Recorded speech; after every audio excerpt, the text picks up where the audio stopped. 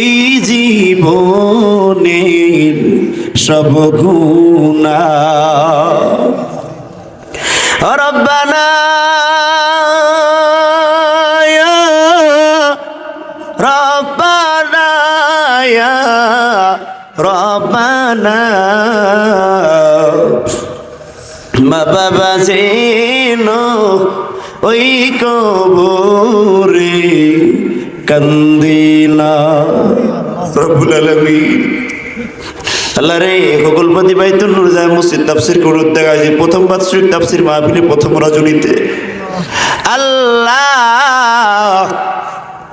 দীর্ঘ সময় কোরআনের মা সূরা ফাতিহা থেকে কথা শুনছে। আল্লাহ রে মাগরিব থেকে এই পর্যন্ত যত উলামা کرام কথা বলেছেন, যদি ভুল হয়ে যায় নিজে গুনি আল্লাহ তুমি মাফ করে দাও। সঠিক সুন্দর কথাগুলো আমল করার তৌফিক দাও।